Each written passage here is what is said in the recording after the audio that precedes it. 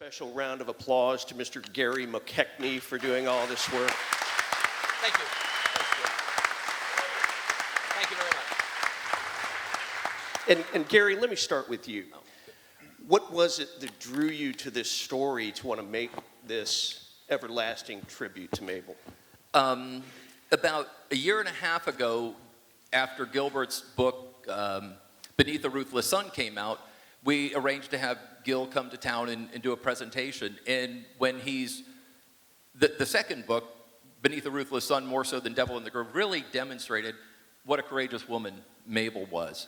And as he's telling these stories, and one of the stories he might tell this afternoon, just really drove it home how courageous and brave she was. And I thought of, I'll put this all together, I thought of Harry Truman. After he left the presidency, a biographer asked him, he says, "Are you upset that the city of Independence where you grew up doesn't have a statue of you?" And he said, "I'd rather people ask me why there isn't a statue of me than why there is." And so when Gil was talking, I said, "Why isn't there a statue of Mabel Norris Reese?" And then it went from there. Thanks, Gary. Sure. Cindy, welcome. It's such a special part of this forum to have you here and to have this personal touch. What does it mean to you to not only have Mabel Norris Reese Day, but to have this special statue that we're going to see here in the near distant future? Well, as I said to Gary, it's not fair to make me cry right before I have to stand up here or sit up here and speak. I grew up with my grandmother just being Graham and not realizing that what she did was so special, probably until I was in third grade and they desegregated the schools in Daytona Beach, Florida. And that's when she really was pushing for me to get involved, even though I was in third grade, and had me write a letter to the editor about what it meant to be, forced, forced, although it wasn't a bad thing. I had gone to the white school, and with the desegregation, I was getting bused to the black school. So I'm just excited that everybody gets to see and hear about what a really special lady my grandmother was, and how you can grow up to be a strong woman. And that's what she raised me to be. Right. And Jim, talk about a difficult assignment, if you will, a difficult journey to do a statue like this without having Cindy's familiarity. But yet there were things very specifically about Mabel that inspired you. Well, one of the real challenges is to create a character study. I don't like the words bust or statue. I don't want to create a three-dimensional portrait. I want to find out what makes that person tick, the core of that person. And I'm really honored to be commissioned to do somebody like Mabel, because she joins those people who stand for principles that are more important than their own well-being. Wow. Yeah, well said. And Gil, through the course of your research, it became very apparent to you the extent of what Jim is talking about, standing for truth, speaking truth to power, even though her well-being might very well be at stake. What was it in your research where you went, wow, this is somebody the world needs to know about? Yeah, I think probably the most impressive thing was she didn't feel like she had a choice. Like, she decided that she was going to start reporting on the injustices that she was seeing and experiencing. And I remember after I wrote Devil in the Grove, I came across the story of Jesse Daniels, and I started doing some research. I'm like, this is all about Mabel. Mabel was the one for 13, 14 years was driving this story. And it wasn't just the story she was writing. It was the behind-the-scenes stuff. Cindy gave me a whole box of her files. And just seeing the letters she was writing to politicians, just imploring people to look into this and some kind of action. So she was really doing things that were beyond what a journalist would normally do. She was just so passionate about these injustices, and she wanted to see, fairness prevail. And I think that was one of the things that just inspired me most. She was willing to risk her life in the pursuit of truth. But she wasn't always an iconoclast. She was a local reporter, editor, but then there was a crossroads. There was a point in her career where she had to take a sharp turn. What was that point? Well, I think it was just the reaction to me was Brown versus Board sort of polarized the South at the time. And she came out with sort of a message of patience and tolerance and encouraging people to work together. And when she would write those editorials, that was when really the trouble started for her. She had, the cross burned in her front lawn, bombs were thrown at her house, a stake laced with strychnine was thrown over the fence and poisoned one of her dogs to death. Her offices were vandalized right down the street. I mean, red paint, crosses, KKK. And ultimately, the final straw was her rivals, including Willis McCall, set up a newspaper in Mount Dora, as if Mount Dora needed two newspapers, set up a rival newspaper that basically was pro-white supremacy. And Willis McCall went around and threatened all Mabel's advertisers. And that was really the final straw. She could not financially support this paper, and she had to leave town. And Cindy, in talking with your mother, she retained the trauma of going through all that. Can you talk about what that was like on a personal level to go through that sort of persecution? My mom, one of the things I really strongly remember my mom talking about was that friend she had in high school when my grandmother really got going. She had people spit on her at school and throw rocks at her on the way home. And these were people she thought were her friends. And my mom was really hurt that my grandmother would put the story ahead of, imagine being a 16-year-old girl ahead of her tender feelings, which we all know as adults now, those feelings do go away. But my mom was really hurt by that, had a real tough time. Later, as my mom was finally out of high school and was raising me, she could get to the point that she was really proud of what my grandmother was doing. But as a child growing up in Mount Dora, I think my mom was real relieved. Sorry, everybody. She loved Mount Dora, but I think she was relieved to finally go to college in Gainesville and move to Daytona. And you'd said she really retained sort of a PTSD, really. This stuck with her for years and years, what her mother did. I would say literally in the 6 months before she died, my mom and I were talking about it. And she honestly said to me, that's why she has thought that she always had a hard time making friends, was because she learned you couldn't trust your friends from what happened to her in high school. And Jim, when you hear this kind of a conversation as an artist, how does that inform your work? How did that go into the statue we're going to unveil? I could not have pulled this off without Cindy's input, because Gil, his books showed me what Mabel did, who she was up against, all the remarkable, the persistence she had. When I got a hold of Cindy, Cindy told me who she was. And that's what I'm going for. Again, I don't want to do a three-dimensional photograph. What my challenge is to find out what makes her tick. And this is the one who was the bearer of that information. And I would call her up when I'd get stuck, and I'd say, tell me about Mabel. Did she have a sense of humor? What did her laugh sound like? How tall was she? Did she have any hobbies? She told me about a trip that Mabel took her to Washington, D.C., and knew everything about everything. I mean, like a tour guide, even more. Knew about the government, the Constitution, the everything. So that is what I'm going for. What's beneath the surface? A given is it should look like the person you're doing. But then that isn't the ending, that's the beginning. And we can all see the shape of a nose or an ear. What's the shape of integrity? What's the shape of intelligence? What's the shape of humor? That's what I'm going for. Cindy delivered that to me. Well said. Sorry. The hardest question you asked me was, what was her laugh? What did her laugh sound like?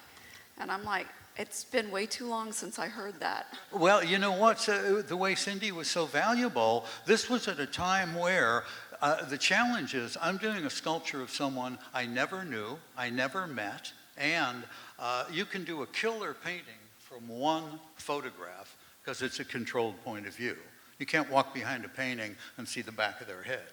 A sculpture, you need many, many profiles, and if the person isn't available, video. We didn't have any of that, so I relied so much on what Cindy brought her alive for me, showed me who she was. I remember when we were at your studio, and Cindy saw it for the first time, and it was interesting. Her lip is maybe a little bit thinner, her lower lip is a little thicker, she had a little wrinkle right up here. Who would know that? You can't see that in a photograph. You have to have firsthand. Everybody had an opinion, but it was irrelevant. She knew who, there's a little kind of a knob on the end of her nose.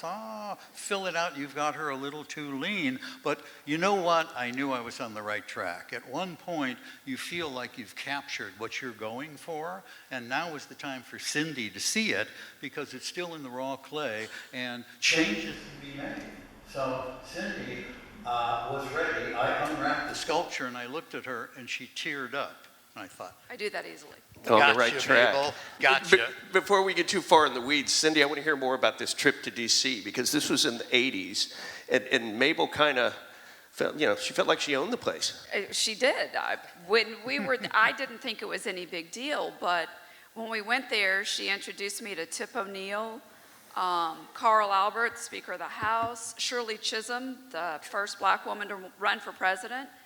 I didn't think it was that big a deal. We ate lunch in the Senate dining room and rode the little subway they have underneath the Capitol building.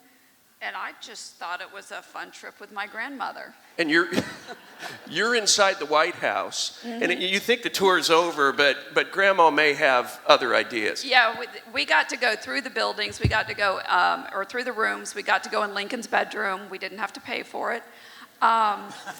We got to go in the Rose Garden, and while we were in the Rose Garden, the tour guide is like, does anyone have any other questions? I'm in 8th grade, of course, easily embarrassed. My grandmother raises her hand and said, is there any way we could go into the Oval Office? And I'm just like, oh God, Gran, seriously? Can you imagine telling her no? Look at those eyes. I'm going in that Oval Office, whether you like it or not. Gil, let's talk some history here. Would you say the watershed moment for her in her career in terms of deciding she needed to go in another route with Willis McCall was when the Groveland boys were shot? Yeah, I would say that was the moment where there was a turning point, because it started out where Mabel, I think, felt she was being a naive young reporter. She was really very close to the relationship with the prosecutor and with the sheriff, and I think she was getting all her information, as many small-town newspaper people do, from law enforcement. That's where you have to find out what crimes, what were happening. And I think she kind of bought into that when she first got here, but as soon as the killing happened on the side of the road on the evening of the retrial, I think that was the watershed moment, because ever since then she was determined, and she admits to it. I've seen some of the interviews, and she said, this is going to be a very unpopular thing, but I'm going to pursue justice at all costs, and it's going to hurt my pocketbook. But she was determined to do it, and she did. And of course, the young man who survived by the side of the road, there was some evidence left behind. And if we can drill down on this a little bit more, it became very clear what had happened. Right, and that was the thing. Walter Irvin was handcuffed to his best friend, Sam Shepard. Sam Shepard was shot and killed instantly, but Irvin, where could he go? He was handcuffed, and he'd been shot twice, and so he pretended to be dead. And I think that was the equivalent of having maybe a cell phone camera at the time, because the fact that he survived, he was able to tell a different story that the FBI was able to validate, and through Mabel Norris Reese and her reporting as well. So that was just a really important moment. And you think about that, if Walter Irvin had died on the side of that road the way he should have after being shot at near point blank range, I don't think anyone knows about the story. It just would have been buried in history. And Mabel was determined to make this the moment where she would change course and become the reporter she was destined to be. And of course, another huge character in this story is Thurgood Marshall. And Mabel had a very strong connection with him as this story continued to play out and the trial continued to play out. Yeah, and that was one of the most fascinating parts of this, because she was starting to get more and more information from the prosecutor, Jesse Hunter, at the time. And Jesse Hunter is having real reservations about the legitimacy of this case. And because Mabel was friends with Jesse Hunter, Mabel started getting documents. He was leaking things to Mabel. And Mabel would be able to write about that and to pass information over to the NAACP. And so you could sort of see what her role of activism was starting in 1951, before Brown versus Board. It was because of what was happening in the Groveland story, and that really shaped her the rest of the way. And I think one of the compelling stories from your book early on is how Thurgood Marshall had a very close call, not here in Florida, but in Tennessee. Right. And had that played out differently, he might not have been with us at all, might not have become a Supreme Court justice. Can you talk a little bit about that? Yeah, I mean, that was just the danger of the times. And if you look at that, this era, like right after World War II, it was dangerous to be practicing civil rights law. It was dangerous to be writing, maybe from the minority point of view, like saying we should be protecting civil rights. And you see people like Thurgood Marshall nearly lynched by the side of a river for practicing law in Tennessee and getting men acquitted when he probably should have done that. And you see the danger that Mabel faced by just writing these kind of stories. There was a real serious resistance, especially after Brown versus Board. You know, you have this seminal moment, probably the most important civil rights decision in the 20th century, Thurgood Marshall arguing Brown versus Board. And what a lot of people don't realize was there was an increase in racial terror as a response to that. So 2 steps forward with this great civil rights decision, and then 1 giant step back. Rebirth of the Ku Klux Klan, the white citizens' councils popping up, resisting desegregation, and targeting journalists like Mabel Norris Reese for writing about it.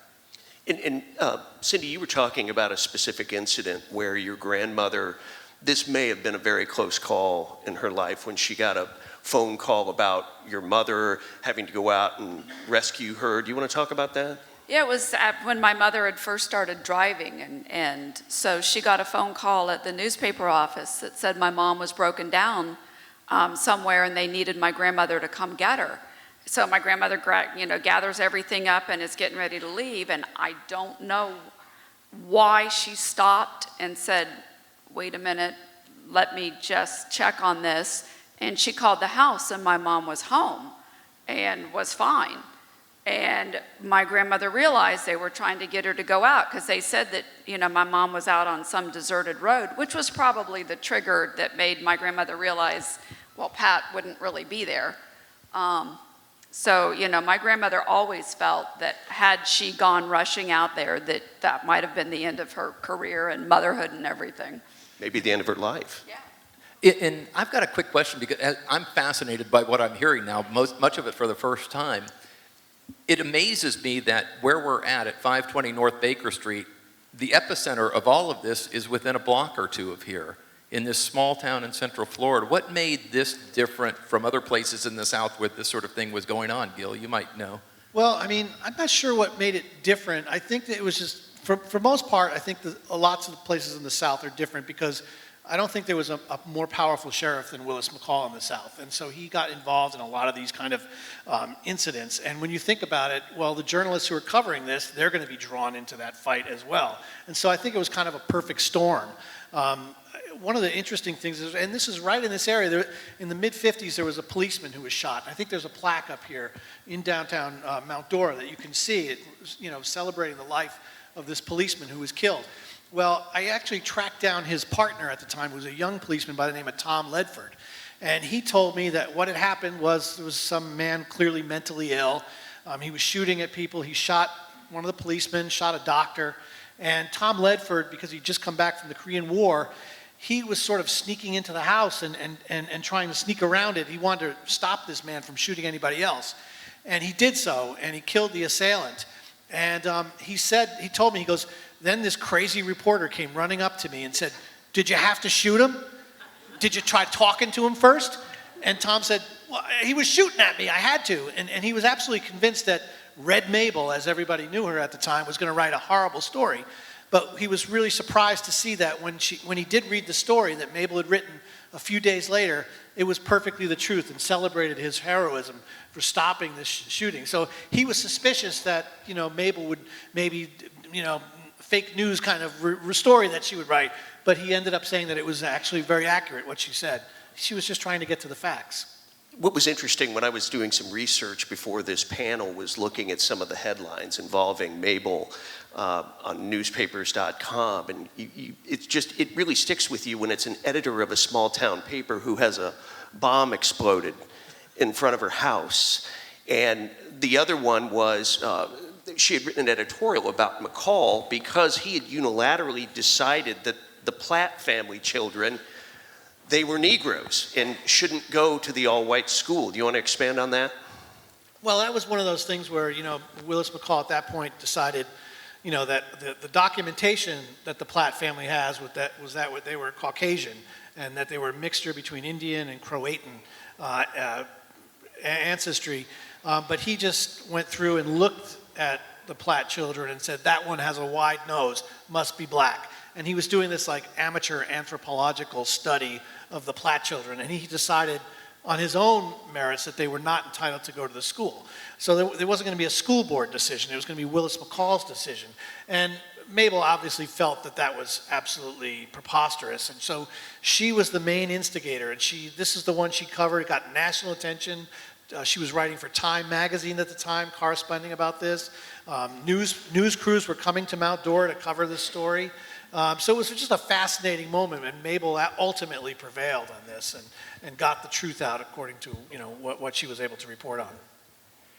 It's funny that you say that, Gil, because when my wife and I were working on a book on the history of Mount Dora, some of our research told us, and you might have seen the same thing, Bob, that when Nikita Khrushchev was sort of upbraided for the human rights violations in Russia or the Soviet Union at the time, he pointed to what was happening here in Mount Dora with the Platt family, saying, oh yeah, you think we're bad, what about Mount Dora? What about those kids who are being, the sheriff puts them in a squad car, takes them to the county line and drops them off. So right. It was making not just local news, it was making international news. Right, that happened with the Groveland story as well. They would hold up the newspaper and say, this is what America looks like, stop trying to shame us. Yeah. But in the meantime, Cindy, it's taking a toll on your family, it's taking a toll on your grandmother's marriage. This was a real family trying to live through all this. I can't imagine the turmoil that must have created as your grandmother is on this journey to tell truth to power, even if it means the family starts to come apart. My mother, when she graduated from University of Florida and was trying to decide where she was going to move, her father, because her parents had divorced by then, her father had moved down to Boca Raton, and my grandmother had moved to Daytona Beach. And even then, as my mother is 23, 24, she chose to move to Daytona to be closer to her mom, and that created an even further rift with her and her father because he wanted her to come down to Boca Raton where he lived with his family. So, it split apart her parents, made high school really hard, and it, still was tearing them apart even after she graduated from college and had her own family. One of the important things that happened as a result of Mabel going to the Daytona Beach newspaper as she covered the civil rights activities, protests going on in St. Augustine, namely, and she actually interviewed Martin Luther King when he was there and got arrested at the Monson Motor Lodge for having the audacity to ask to be served. And did she share with you memories of that time period as well? We're talking like 1964. I was 2 when that happened, but it's the way my grandmother was she never really considered it a big deal. She never would talk, a whole lot about it. I mean, I knew that she had met and worked with Martin Luther King Jr., but it wasn't something that she thought was crazy. In fact, at the time, she was fighting to get Jesse Daniels out of Chattahoochee So it was more that this is what's at the forefront of what I'm fighting for right now. I did that, it's done, I accomplished what I wanted to do. So now I'm going to pay attention to what's next and what I'm fighting so hard for. And Gil, you said during the course of your research you had seen some notes about the interview, about her encounters with Dr. King. Could you expand on that? Yeah, I think what was really fascinating is that I think the reason Mabel got those assignments in St. Augustine is because the Klan was very involved in anti-protest movements at night. It was the whole summer of 1964, and it was so hot that all of the NAACP protests were happening at night. And the Klan would go center at the old slave market, and they would gather there, and they'd wait for the protest to come, and then they would just attack them violently. And this was happening day after day and night after night in St. Augustine. And I think Mabel got that assignment because she had some experience covering the Klan and white supremacy, so she was not afraid of it. And so she would go up there, and I'm pretty sure Martin Luther King was well aware of her background and history. And there was one point in one of the interviews I was reading where Martin Luther King was exasperated because his own cabin was being shot at and people were being beaten severely every day and night. It was a very tense time in 1964. And he kind of turns to Mabel, and while she's asking him a question, he just says, "Is there anything you can do to help us? We want to reach out to some of the Klansmen and work something out so that we can go on and have a future. Is there something you could think of?" And I'm sure she didn't write about it, but I'm sure they had a conversation about it because Mabel was well aware of the things that she'd experienced and what could be helpful to that cause. Certainly another big hero from that summer was federal judge Brian Simpson, and in Jacksonville was a good old Kissimmee cracker, and went up there and made many rulings on behalf of the protesters and their ability to do that. And he suffered many slings and arrows as a result.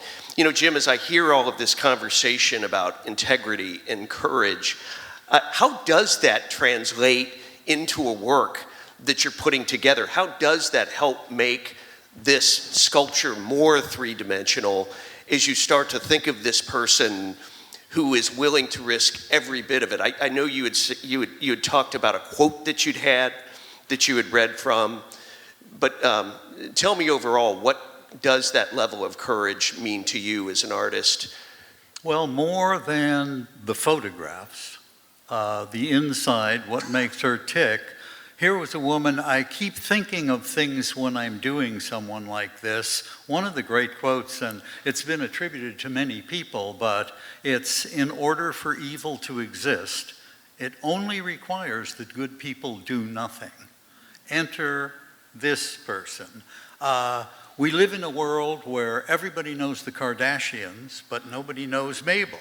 And Gil and Gary and Cindy and I plan to change that. And I think the idea that, look at role models, look at people who inspire other people, usually rock stars, movie stars, sports people, nothing wrong with that. But how about people like Mabel? They inspire us, but they make us look at ourselves.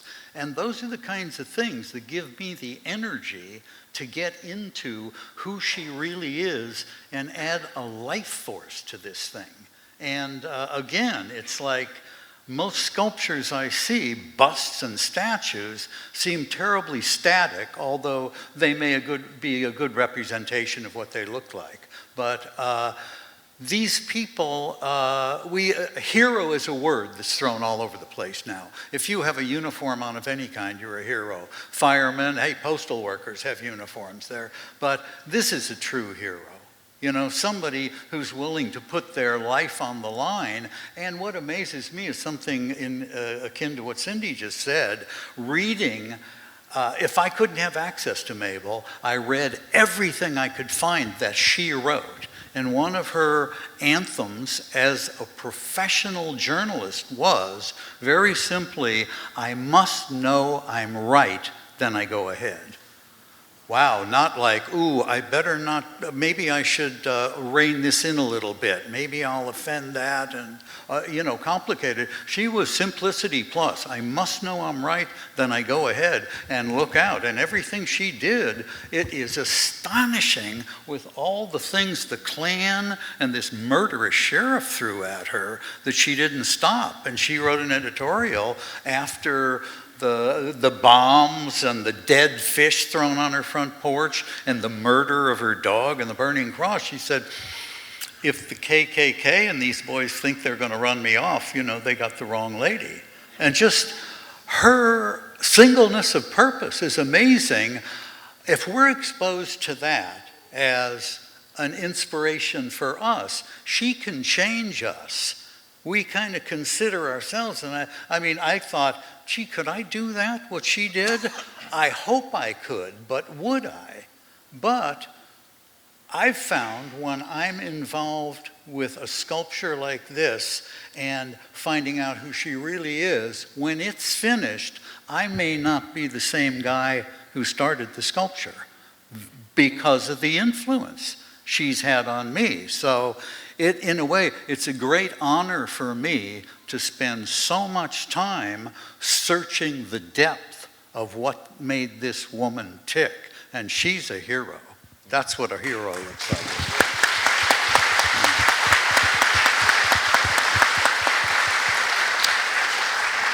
And I should mention, in about 10 minutes or so, Gary, we're going to open this up to some of your questions and comments as well, so you might be thinking of that. And Jim, as you were talking about hidden heroes, I'm thinking about, anybody know who Emily Bavar is?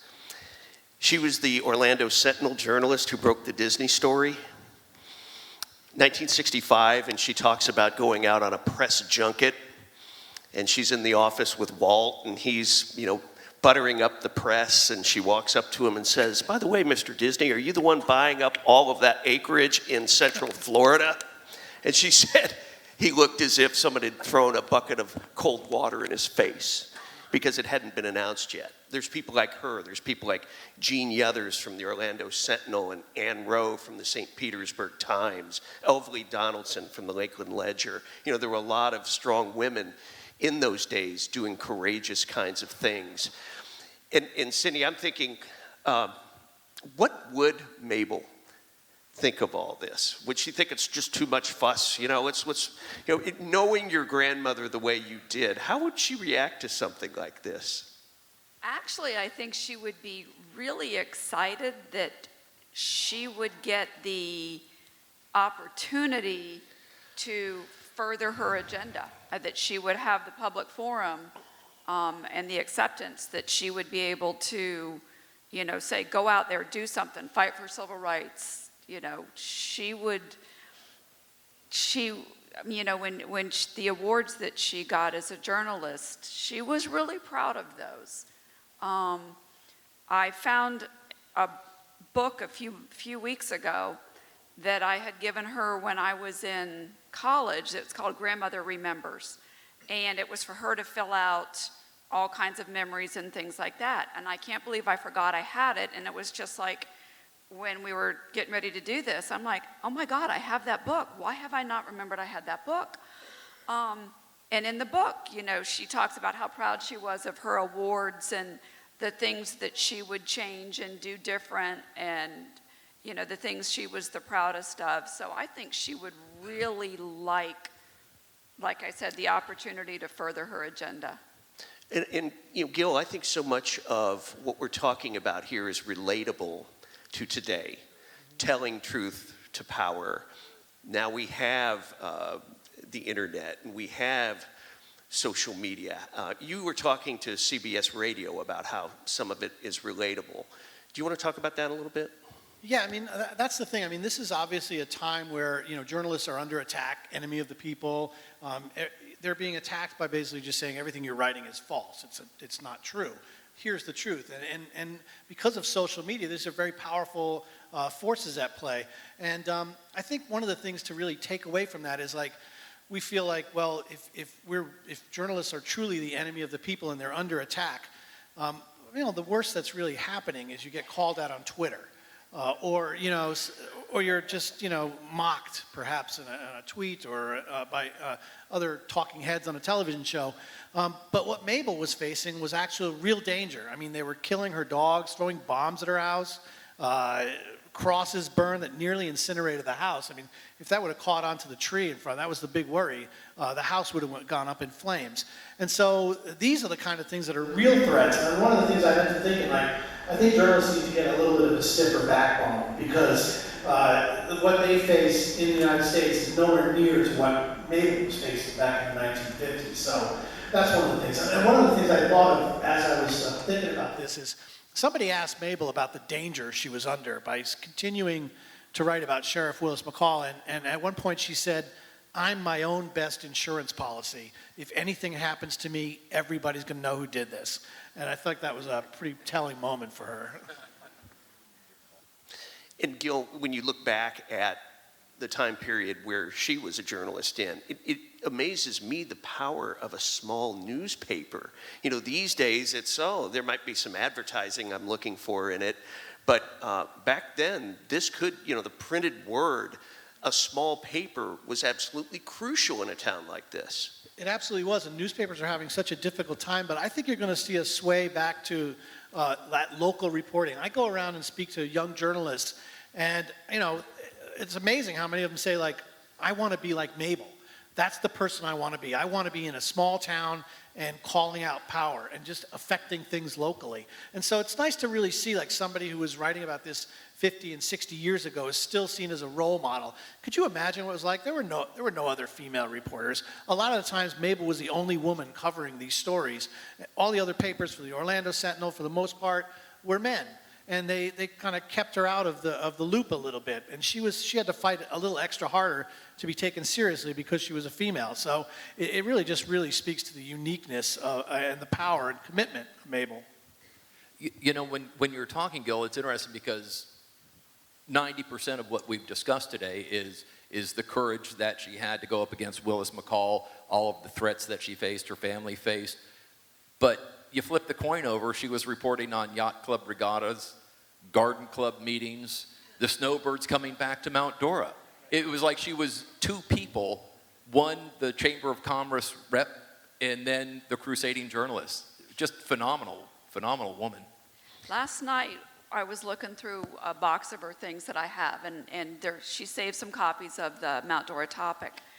And my husband and I were looking at it, and I said, "Look at this. This entire paper," it was 4 pages, but it was spread out like that. Ads and stories like you were saying. But I'm like, my grandmother did every single thing that was in this paper. She wrote every story. She sold every bit of advertising. And what my grandfather did was he did the typesetting and the printing.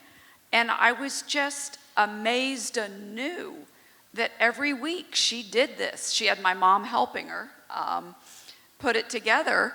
And in that book that I found the other day, she said that my grandfather estimated that she wrote 1 million words every time she published the Mount Dora Topic, because he was typesetting it, he knew.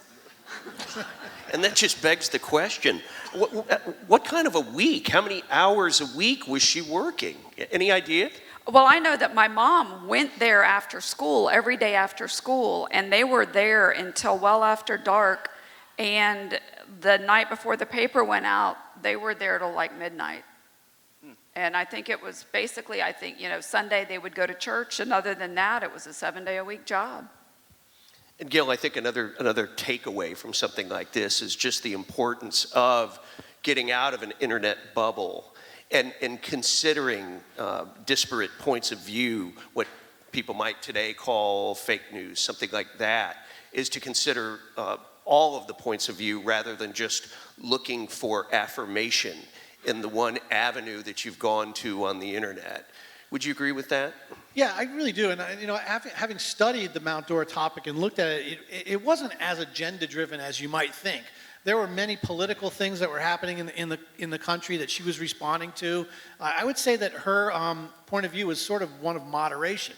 But when it came to injustice, that was like intolerable for her. When she saw certain sections of the population that were having crosses burned, intimidation, trying to discourage voting, those kind of things, that just set her off. And she knew that she was on the side of right on that. And so I think that was just, but if you look at the rest of it, it was very moderate, very patient. She, when it came to desegregation, she was just, this is a dialogue that should be had, and we should talk and try to bring people together. It wasn't that she was trying to force an agenda down anyone's throat. But when it came to injustice, she just believed that she was on the side of right, as you mentioned earlier. What got her started down this path was that when she was a cub reporter, she got a job with the newspaper directly out of high school. Her biggest regret was that she never got a college degree. There was no question but that my mother and I were going to college. But what got her started was, as a cub reporter, she was sent to Washington, D.C. with the first black national spelling bee contestant in the country. And she saw the Jim Crow laws in action as she traveled from Ohio to D.C. with this student. And the student had to, my grandmother rode in the different train car with her, stayed in the different motel. And, that was her first eye-opening experience as to what it was like to be black in America. Actually, that would have been the 40s. And I think, Gary, are we almost at the point where we want to open this up for some questions and answers? I think it would be wonderful to open it up. And Bob, I'm going to let you moderate that.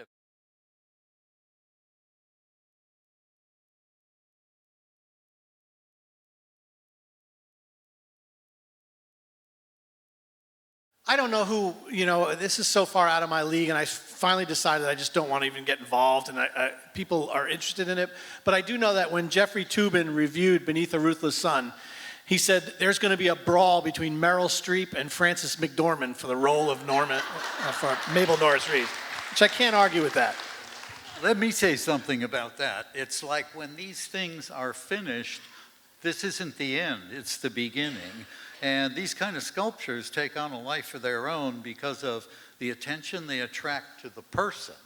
And I think the beginning here, we all envision next maybe a really good screenplay, which would be an easy sell too.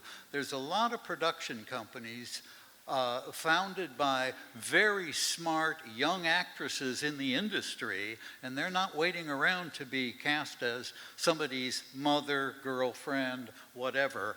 They want to find projects, and they're looking for really strong women roles. I can't think of a better one, and when you look at what she endured, that has everything. That is really drama, and I don't think it's far-fetched to say one day you will see a woman walk up on the stage and accept the Academy Award for playing Mabel. Now you're talking.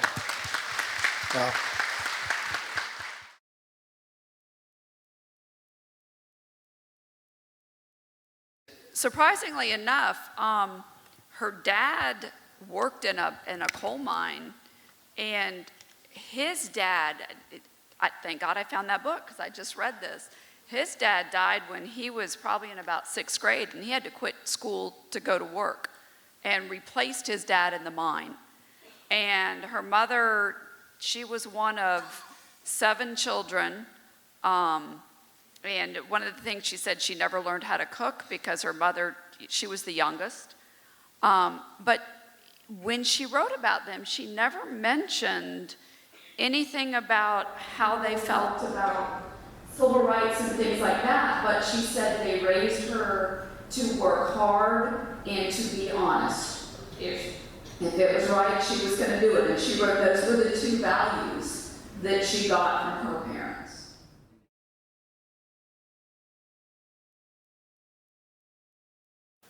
Yeah, I'll just answer it this way. To me, when I was writing this to me was always a sociological story. It wasn't about one evil person who was making choices, one bad apple, if you may. This was a sociological story. In other words, the whole system is problematic. So, and the way you can tell that is because Willis McCall would not be able to exist if the United States was committed to true justice.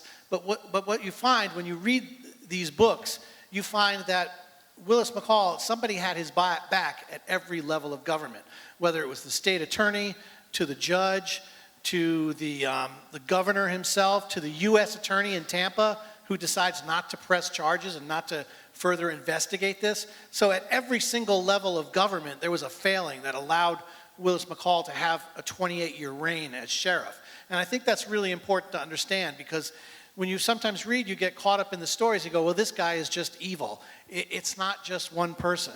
It's the people that allowed this to exist and allowed this system of legalized white supremacy to exist. That is the true devil in the grove.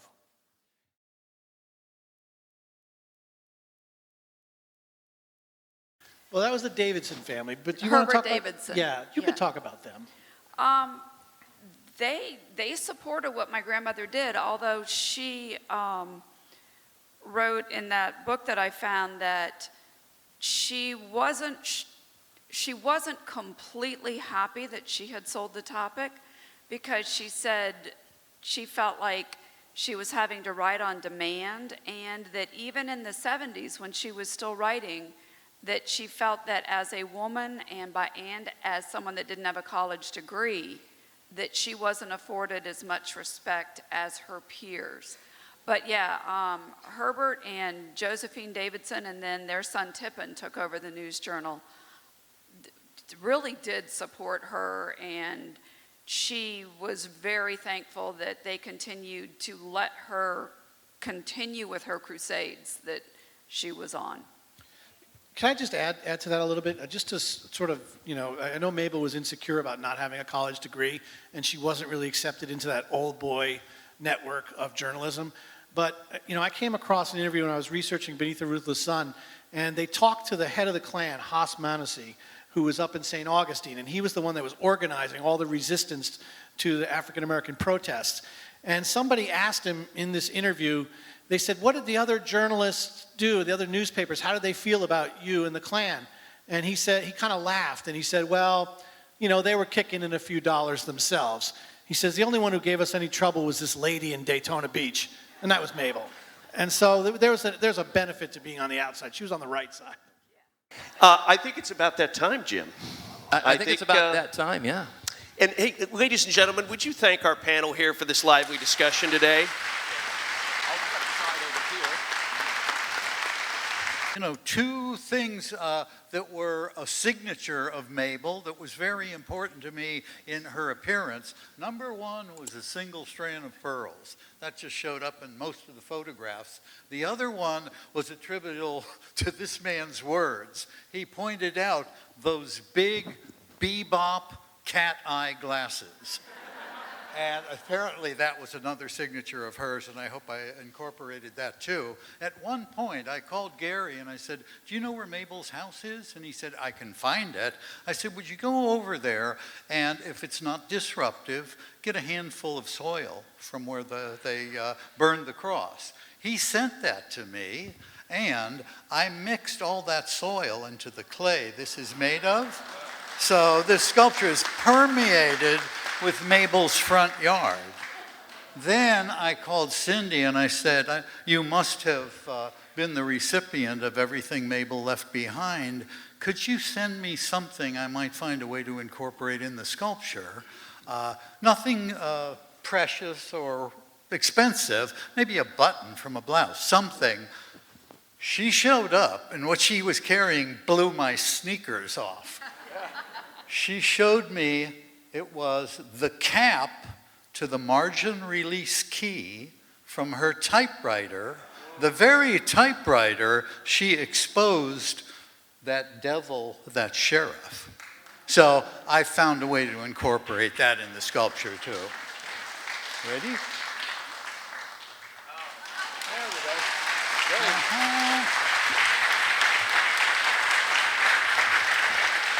Do you want to point out some of these things? Yeah. And there's your margin release thing. Well, there's a nice symmetry to that. Margin release, MR, Mabel Reese, meant to be.